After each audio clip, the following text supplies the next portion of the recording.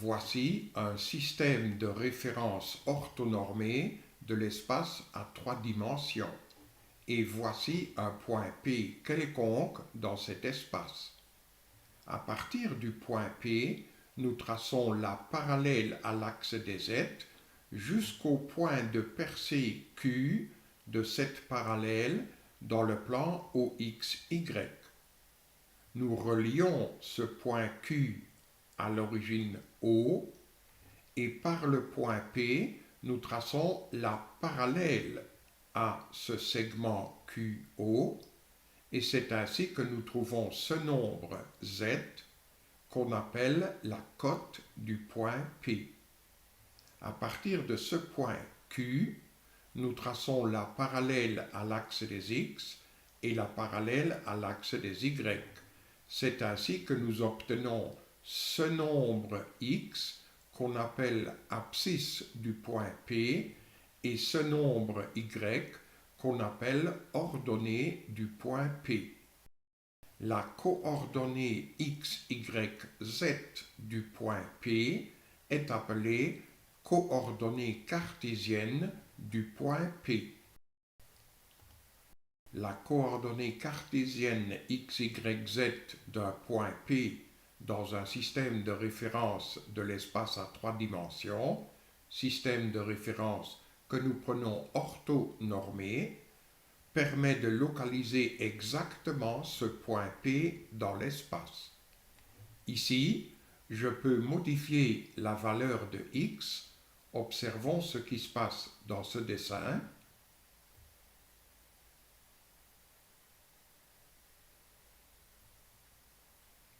Ici, je peux modifier la valeur de y. Et ici, je peux modifier la valeur de z. Donc la coordonnée cartésienne x, y, z d'un point P quelconque dans l'espace permet effectivement de le localiser exactement. Dans ce même système de référence orthonormé de l'espace, observons ce plan vertical contenant les points P, Q et O. Dans le plan horizontal OXY, nous avons la coordonnée polaire R' de ce point Q. Et ici, nous voyons la cote Z du point P. Le triplet R, phi, Z forme ce qu'on appelle la coordonnée cylindrique du point P. Le nombre R est un nombre positif, l'angle phi appartient à l'intervalle 0,2π et le nombre Z est un nombre réel quelconque. La coordonnée cylindrique R phi Z d'un point P permet également de localiser exactement ce point P dans l'espace. Ici, je peux modifier la valeur de R. Observons dans le dessin ce qui se passe. Ici, je peux modifier la valeur de l'angle phi.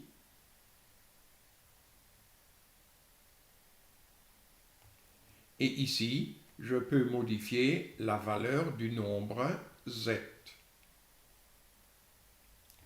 Vu la coordonnée polaire de ce point Q dans le plan OXY, nous voyons de suite que le X du point P est égal à R cos phi, le Y du point P est égal à R sin phi, et ce troisième nombre de la coordonnée cylindrique Z est égal à la cote Z de la coordonnée cartésienne du point P.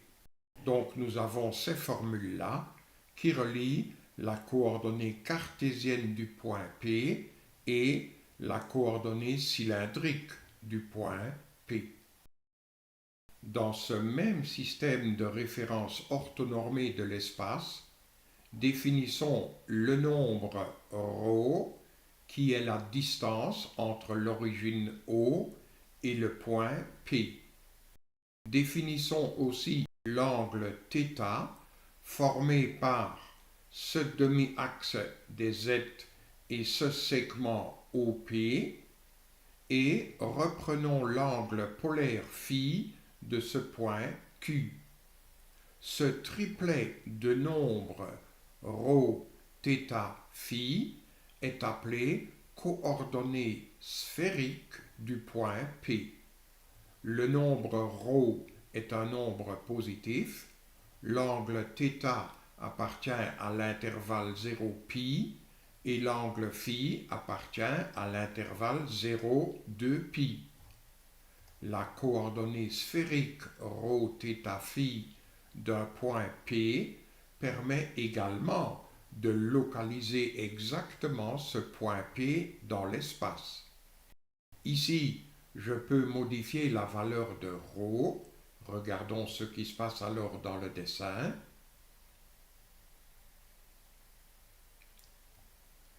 L'angle θ, je peux le modifier ici.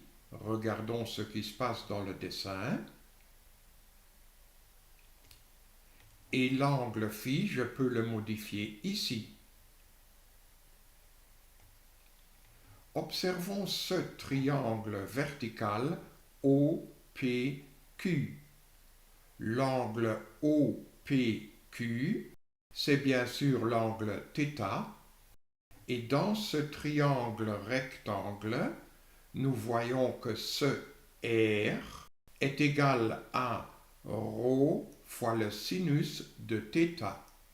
Et par conséquent, le lien entre la coordonnée cartésienne x, y, z du point P et sa coordonnée sphérique, c'est x est égal à ce R, ρ sin θ fois cos phi, y est égal à ce même R fois sin phi, et la cote z, c'est bien sûr ρ fois le cosinus de θ.